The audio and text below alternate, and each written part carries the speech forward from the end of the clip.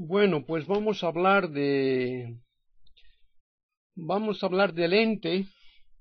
Aquí hay dos clases de ente, o de ente, vamos a hablar del ente o vamos a hablar del ser, del ente lógico o ontológico, o del ser lógico y ser ontológico. ¿Qué significa ser? ¿Qué significa ente? Pues el ente, el ser, es lo común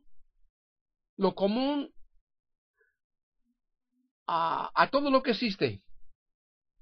Es algo es un término que representa a cualquier tipo de cosa. O sea, puede decir, cuando por ejemplo podemos decir, podemos llamar a un libro, podemos llamar a esto, dame esto, pero bueno, ¿a esto qué es? Dame esto, bueno, pero ¿esto qué es? Pues este libro, ¿no? O dame aquello, bueno, aquello que es, pues aquella bolsa, ¿no? Entonces utilizamos algo que sea más común. Entonces podemos decir, dame esto, dame aquello, y yo me estoy refiriendo, dame este libro o dame aquella bolsa. ¿Ah?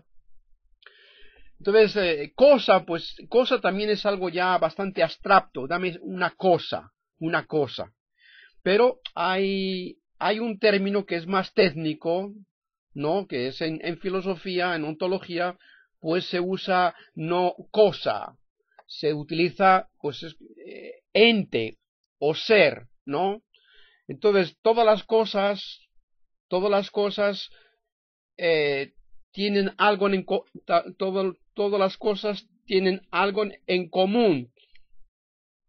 Y esa cosa común a todas las cosas llamamos ente o llamamos ser, ¿no? Entonces luego ya cuando hablamos de estos, de clases de seres, pues está el ser lógico y existe el ser ontológico, ¿no? El ser lógico, el ser ontológico.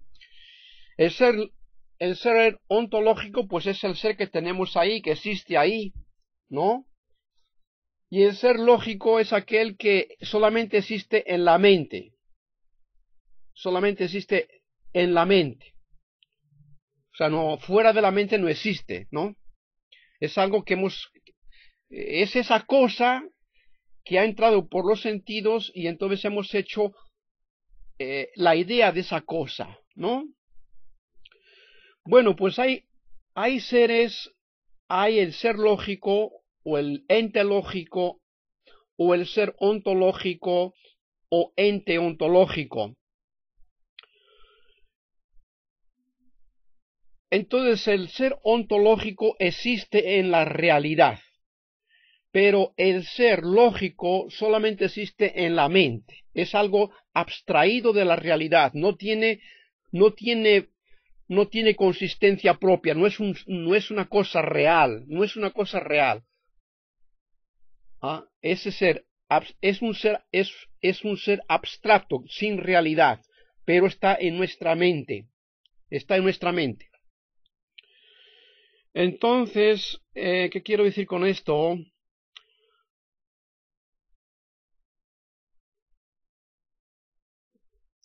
Pues quiero decir que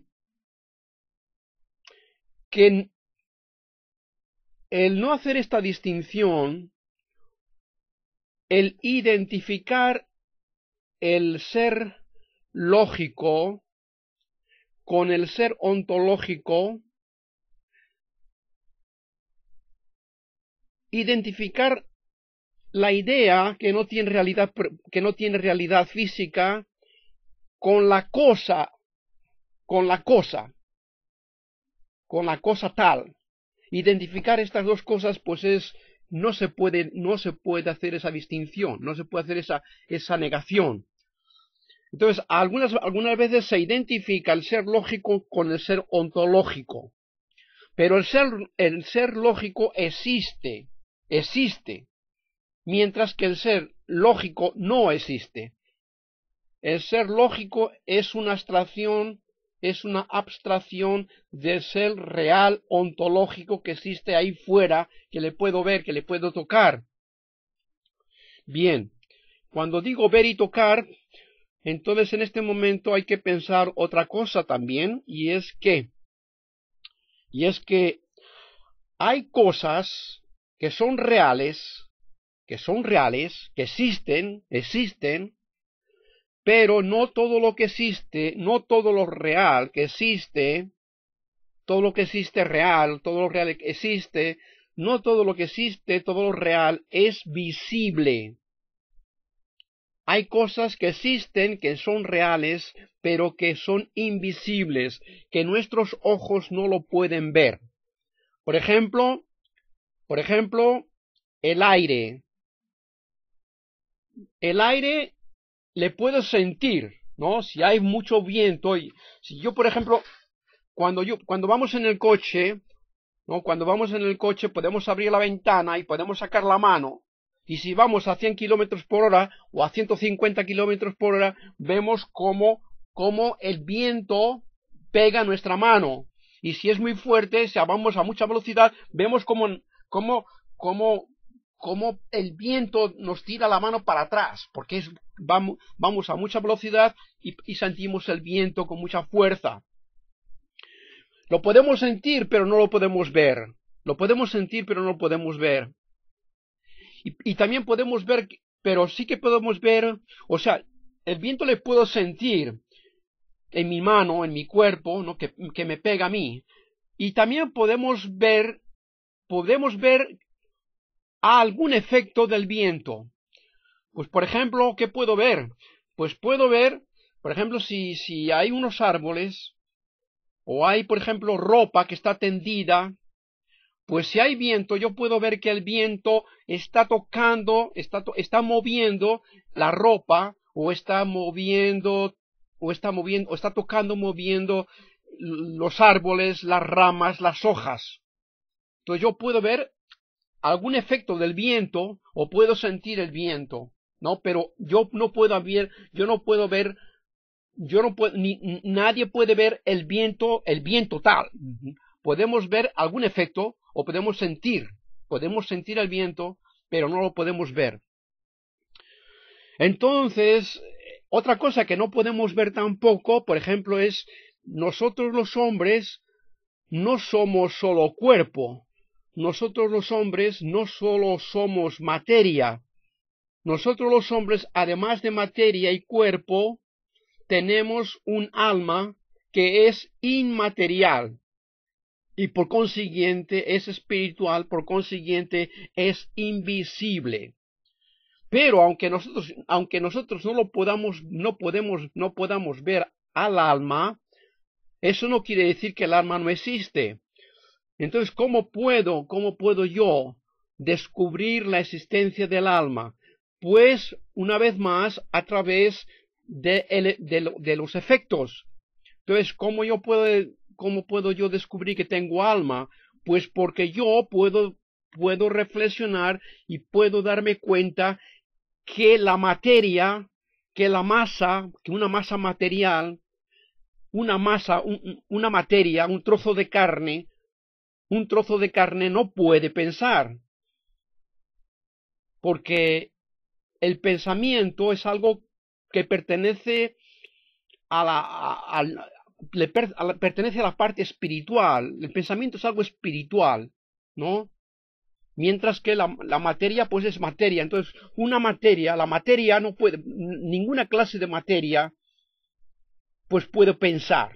Lógicamente, nosotros los hombres, como nuestra alma está dentro de nuestro cuerpo, pues el alma, para pensar, se sirve del cerebro, de nuestro cerebro, ¿no? Pero los hombres no pensamos porque tenemos cerebro, sino pensamos porque tenemos un alma espiritual, aunque el alma, mientras está dentro de este cuerpo, actúa a través de este cerebro, a través del cerebro. Entonces no podemos ver el viento, pero existe el viento. No podemos ver el alma, pero existe el alma. Y digo esto porque también hay otras cosas que no se pueden ver.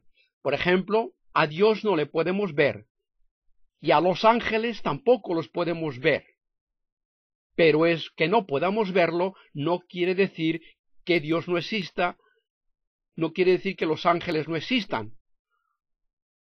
Lo que sí que quiere decir es que Dios, el ser de Dios, es diferente del ser del hombre, o es diferente del ser del ángel. O sea, Dios, los ángeles y los hombres tenemos algo en común, y es que tenemos una parte espiritual, ¿no? Tenemos una parte espiritual. El alma es espiritual, los ángeles son espirituales, Dios es espiritual. Ahora bien, la parte común es que somos espirituales, que somos inteligentes. Dios es inteligente, los ángeles son inteligentes, y los hombres somos inteligentes porque tenemos este alma espiritual, ¿no? Pero luego hay algo que difieren, hay algo diferente entre Dios, los ángeles y los hombres. ¿Qué es lo que hay? ¿Qué nos distingue? ¿Qué nos distingue, por ejemplo, entre los ángeles y los hombres? ¿Cuál es lo que nos distingue? Pues que los ángeles solamente son espíritus, mientras que el hombre es un compuesto de alma y cuerpo, ¿no? Ahora bien, o sea, los ángeles no tienen cuerpo, nosotros tenemos cuerpo.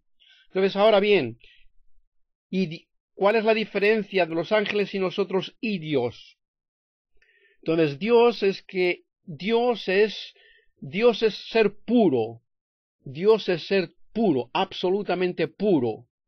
Es un ser espiritual, absolutamente puro, simple. Por ejemplo, el ángel no está compuesto de cuerpo y alma, pero en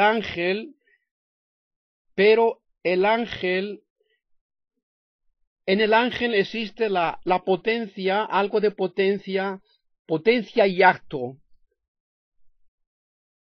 En el ángel existe la esencia y la existencia. En los hombres también existe el acto y la potencia. En los hombres existe también el acto y la potencia. En los hombres también existe la esencia y la existencia. Dios tiene esencia y existencia. Los ángeles tienen esencia y existencia. Los hombres también tenemos esencia y existencia. Pero en los ángeles la esencia y la existencia son diferentes, no se identifican. En el hombre igual. En el hombre la esencia y la existencia son cosas diferentes, tampoco se identifican.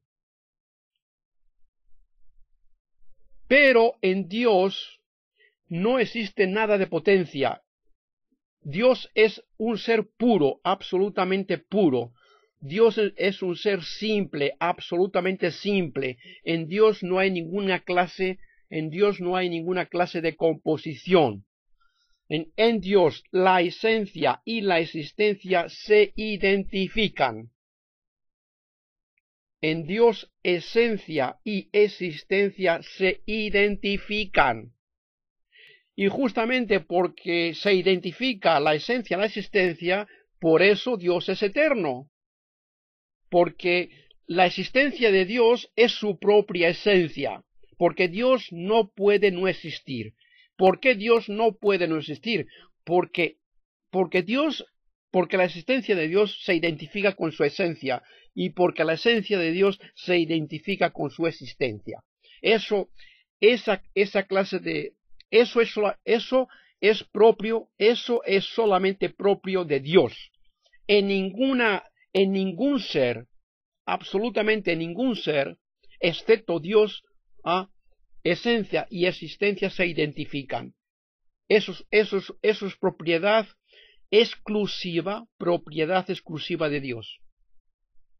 Ok, bueno, pues estamos hablando del ser, que hay muchas clases de seres, ¿no? Hay muchas cosas, hay muchas clases de cosas. están las cosas minerales, están las piedras, están las cosas vegetales, las plantas, están las cosas vivas, ¿ah? Están las cosas vivas, las plantas son cosas vivas, los vegetales, ¿no? Los vegetales son cosas vivas, y están las cosas sensibles, ¿no? Que sienten, ¿no? Que se mueven, que sienten, ¿no? Por ejemplo, las plantas crecen, las plantas crecen y tienen vida, pero las plantas no se mueven. Yo planto un árbol y ese árbol estará ahí para siempre. Así, si algún día se pudre, pero mientras exista con vida, ese árbol siempre estará ahí. Ese árbol no se puede mover. O sea, puede crecer, no puede crecer, hay un movimiento interno, crecer, mientras que los animales sienten, tienen sensibilidad y además se pueden mover, ¿no? Se pueden mover de un sitio para, ¿no? Entonces, pues hay muchas clases de cosas, y en vez de decir cosas, podemos decir, en vez de decir muchas cosas de cosas, podemos decir muchas cosas, muchas clases de entes o muchas clases de seres. ¿Ah? Entonces, ente, ser y cosa, pues tiene más o menos algo en común. Entonces yo lo que quería decir, y estoy grabando esto porque estaba pensando en este filósofo muy importante y muy conocido, y es Hegel. Y entonces Hegel, Hegel, bueno, lo digo porque he estudiado, porque he leído libros de filosofía, y entonces en algún libro yo he leído que Hegel identifica el ser lógico con el ser ontológico. ¿Y por qué identifica ese ser lógico con ser ontológico? Pues, bueno, dejemos ese porqué para después. Entonces, hay uno de los filósofos que han escrito libros, y en uno de los libros de filosofía, cuando trata de Hegel, el autor dice que Hegel confunde el ser lógico con el ser ontológico. Y el ser lógico no es lo mismo. Hegel identifica estas dos clases de seres, el lógico y el ontológico. Entonces hace que el lógico él identifica a los dos. Y bueno, ¿y por qué? ¿Y de qué viene? ¿De dónde viene? ¿De dónde viene esta identificación? ¿Por qué piensa? ¿Por qué identifica estos dos seres? Pues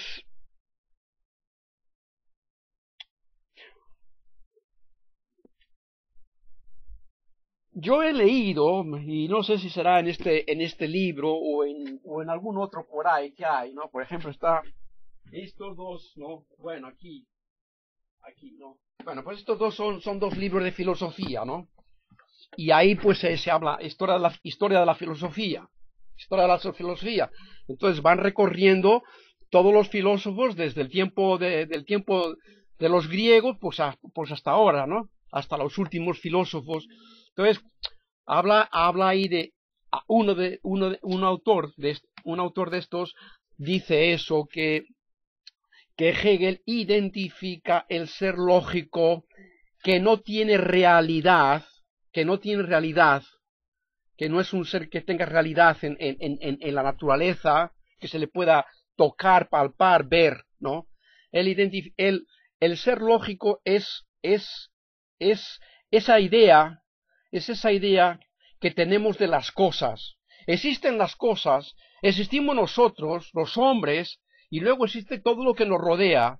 Entonces, todo eso que nos rodea, como tenemos ojos, pues todo lo que nos rodea entra dentro de nosotros a a través de los ojos, ¿no? Entonces, nosotros formamos de cada cosa una idea. Entonces nosotros tenemos tantas ideas cuantas cosas hay o cuantas cosas vemos. Entonces la cosa no puede entrar físicamente en nosotros. Pero podemos decir que la cosa puede entrar de alguna manera espiritualmente en nosotros, ¿no? O sea, la cosa entra de nosotros, ¿no? Entonces tenemos tenemos unos como especie de fantasmas,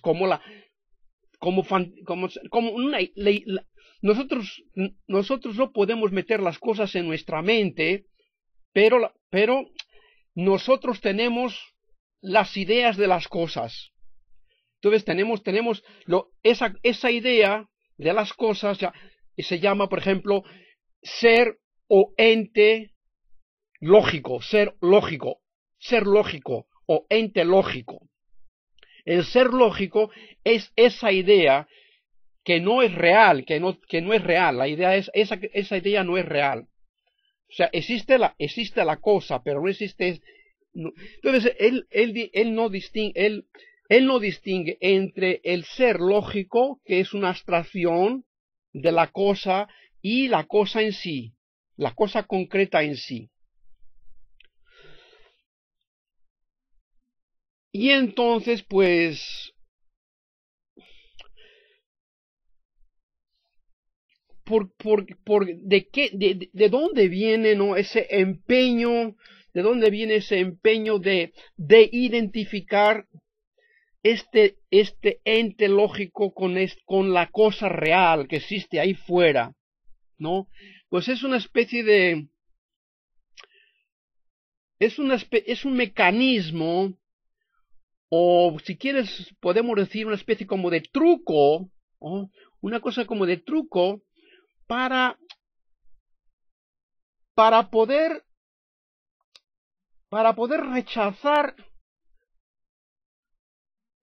rechazar a Dios, para poder rechazar a Dios a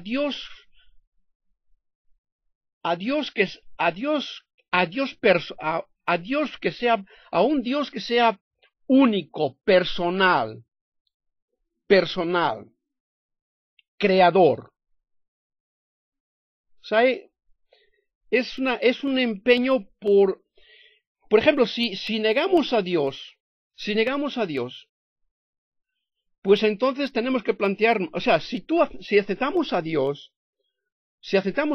a un Dios personal y creador, infinitamente bueno, infinitamente sabio, infinitamente todopoderoso, entonces, para una persona que crea en Dios personal, creador, pues es fácil, o sea, bueno, ¿y de dónde viene todo el universo? Este universo, ¿de dónde viene? Pues nosotros decimos, bueno, pues este universo ha sido creado por Dios. Y ha sido creado por Dios de la nada. Dios ha creado este mundo, pero bueno, Dios ha creado este mundo, pero ¿cómo Dios ha creado este mundo? ¿Qué ha utilizado Dios? ¿Qué ha utilizado Dios para crear este mundo? Dios no necesita nada. Dios tiene el poder de crear. Y crear significa crear. Crear significa que sin tener nada, yo puedo hacer que una cosa empiece a existir. ¿Ah? Sin necesidad de nada. ¿Ah? La creación es el poder que Dios tiene de sin tener nada, hacer que algo exista. Y tampoco, por ejemplo, no parte de sí mismo, no coger algo de sí y luego coger un trozo, por ejemplo, coger un trozo de sí mismo y luego hacer que esta parte, que este trozo de mí mismo, este trozo empieza a cambiar. No, eso no es así. O sea, la persona que realmente cree que Dios existe, que Dios es personal, pues él acepta de que Dios es creador. y por consiguiente, pues Dios puede crear sin necesidad de nada. Eso es lo que llamamos creador, creación. Pero claro, la persona que no quiere aceptar a Dios, y bueno, ¿y por qué? ¿Y por qué? ¿Y por qué? ¿Y por qué? ¿Y por qué hay personas que no quieren aceptar a Dios? Pues hombre, porque aceptar a Dios es una cosa muy seria. Es una cosa muy seria. Porque el que acepta a Dios, el que acepta al verdadero Dios, y el verdadero Dios, pues es el Dios de Abraham, de Isaac, de Jacob, ¿no? Y el verdadero Dios es el Dios que se ha encarnado en la persona de su Hijo, y que el Hijo de Dios ha hecho hombre, que Dios ha hecho hombre en la persona del Hijo, y ese es Jesucristo. Entonces, si aceptamos, ¿por qué algunos rechazan a Dios? Pues porque aceptar a Dios es una cosa muy seria, que tiene consecuencias muy graves. Es decir, si yo acepto a Dios, si yo acepto que Dios ha creado este universo, si yo creo que Dios me ha creado a mí, entonces Dios es mi creador. Entonces Dios es el que me ha dado la vida. Entonces Dios es mi Señor. Entonces yo tengo que adorar a Dios. Entonces yo tengo que adorar a Dios. Tengo que dar gracias a Dios. Tengo que alabar a Dios. Tengo que bendecir a Dios. Tengo que darle gracias. Tengo que arrodillarme y adorarle. Tengo que obedecerle. Y claro, todo eso va en contra de ese sentimiento de, o sea, hay mucha gente que no quiere aceptar que por encima de él exista alguien al cual tenga que obedecer, al cual tenga que adorar, al cual tenga que servir. O sea, normalmente cuando se rechaza a Dios es porque no se quiere obedecer a nadie. O sea, no se quiere aceptar que por encima de mí hay alguien mayor que yo y al cual tenga que arrodillarme y adorarle, y al cual tenga que obedecerle. Y no solamente obedecerla, sino que incluso si aceptamos a Dios personal, al verdadero Dios, al Dios que habla la Biblia, al único Dios que es el Dios de la Biblia, al único Dios que es el Dios de Jesucristo, o sea, si aceptamos a ese Dios que es el único que existe, si aceptamos a ese Dios, pues ese Dios de la Biblia nos habla que Dios es nuestro Padre. Pero hay algo muy serio, y es que Dios nos ha creado para ser felices, pero Dios nos ha creado con libertad. Y entonces, si utilizamos nuestra libertad para obedecerle, pues entonces Dios nos premia con la felicidad. Dios quiere hacernos sus hijos, ¿no? Y entonces Él quiere que nosotros le creamos, que confiemos en Él, que creamos en Él, que le sirvamos, ¿no? Entonces Dios nos crea no para esclavizarnos en el mal sentido de la palabra. Dios nos crea para poder gozar de su vida, gozar de su felicidad. Pero tiene unas condiciones, no es de una manera incondicional. Tiene unas condiciones. O sea, Dios quiere que seamos felices, pero para ser felices tenemos que obedecerle, tenemos que obedecerle, tenemos que adorarle, tenemos que bendecirle. Entonces, claro, hay personas, incluso de los ángeles también pasó lo mismo. Dentro de los ángeles también hubo ángeles que se rebelaron contra Dios. ¿Por qué? Porque no querían tener que obedecer a nadie. O sea, yo no quiero obedecer a nadie. Yo no quiero obedecer a nadie. Yo no quiero que exista ninguna ley. No quiero que exista ninguna ley que me diga, tienes que hacer esto, y tienes que hacer esto, puedes hacer esto, puedes hacer esto, y tienes que hacer esto, y no puedes hacer esto, y no debes hacer esto. Y si haces esto, si tú no haces lo que yo te diga, pues tendré que castigarte. Y si tú obedeces, tendré que obedecerte. Entonces, para algunos ángeles, igualmente que para algunos hombres, o sea, el aceptar que Dios existe y el aceptar que Dios pone condiciones, y entonces, pues, Él puede castigarnos si nos rebelamos contra Él, si le desobedecemos, y Dios puede premiarnos si le obedecemos. Entonces, para muchos ángeles y también para muchos hombres, o sea, ellos dicen, ellos no pueden aceptar esto. No pueden aceptar esto. Yo no tengo, esto parece un cuento de niños, de cosa de niños, ¿no?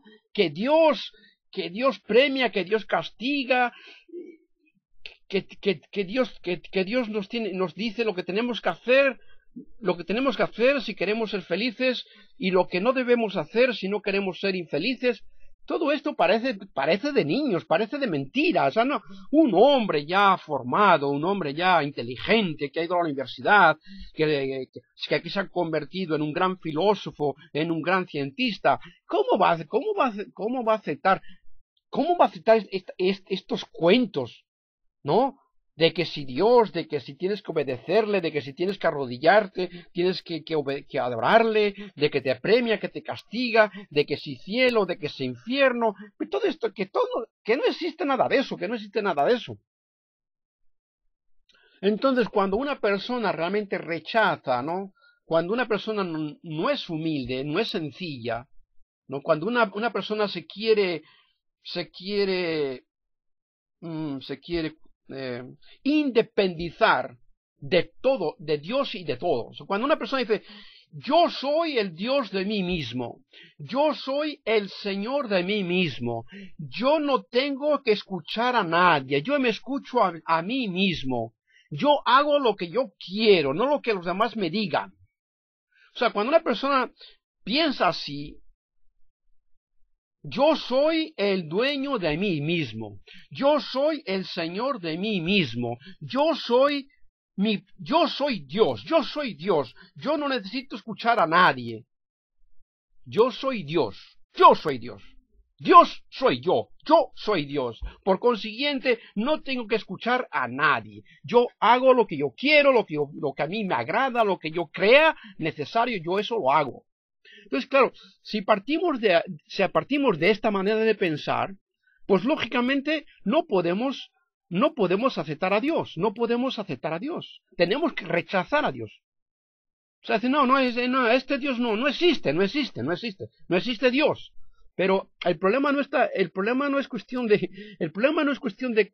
es cuestión de las consecuencias de aceptar a Dios o no aceptarle.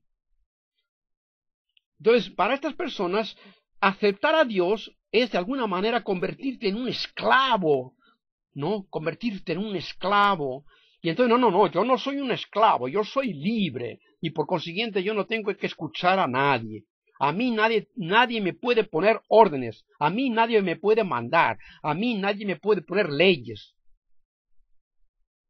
Yo sigo el camino que yo quiero. Yo hago lo que yo quiero. Nada de leyes, nada de nada. Yo soy el que decido. En todo, soy el que yo decido. En todo yo decido. No, nada. Yo soy.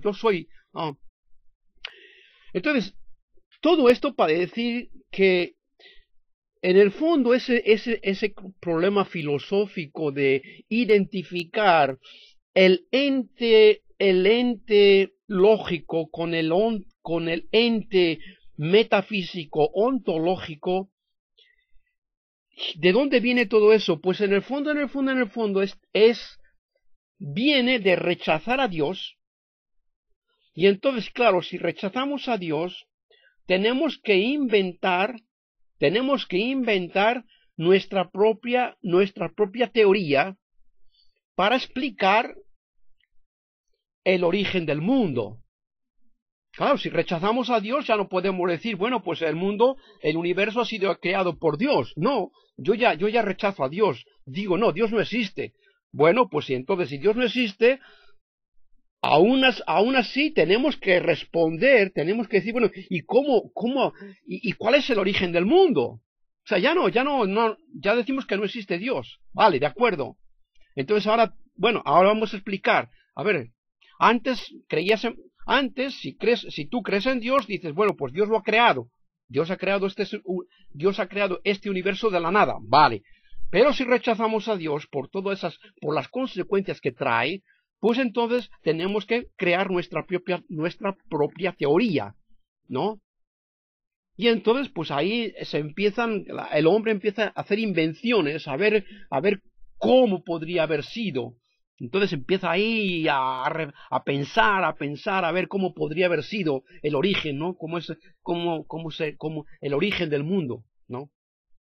Y entonces ahí viene, por ejemplo, tratar de identificar el ser lógico con el ser ontológico. ¿Y por qué identificar eso? Pues porque es que el ser lógico, ¿no? El ser lógico se identifica con el ser lógico que no tiene existencia, que no existe, que no tiene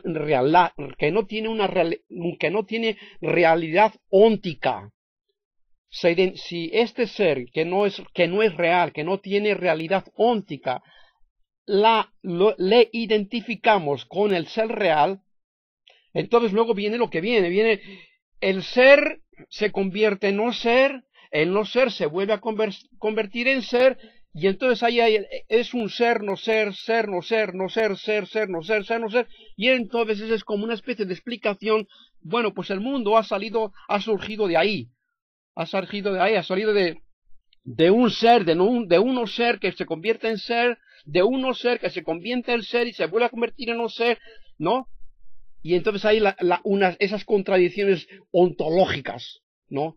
Esas contradicciones ontológicas que no pueden existir. O sea, no, es esa clase de ese ser que se convierte en no ser, y que este no ser se convierte nuevamente en no ser, este ser no existe en ningún sitio. O sea, en la mente de uno, bueno, pues él puede pensar así, ¿no? El ser, el no ser, el ser, el no ser. Eso en la mente quizá se pueda pensar así, ¿no? Pero en la realidad no existe tal cosa. En realidad no existe tal ser. O sea, un ser que es un no ser y que ese no ser se convierte en ser, que no puede ser. Entonces yo pienso que el problema de identificar el ser lógico con el ser ontológico es un truco para sustituir el verdadero origen del mundo, del universo, que ha sido creado por Dios, que es personal, inteligente y creador. ¿Ah? Así, yo creo que es así, que es así la cosa. O sea, tú puedes creerme, tú no puedes creerme, no puedes creerme, pero pienso yo que la cosa, o sea, esto del problema esto del ser lógico y del ser ontológico, ¿no? Y esto del ser, del no ser y volver a ser y así, en el fondo es una manera de echar por tierra a Dios, ¿no? Y nosotros mismos hacer nuestra propia teoría del origen del universo. Bueno, pues esto es. Así termino. ¿Ok? Vale.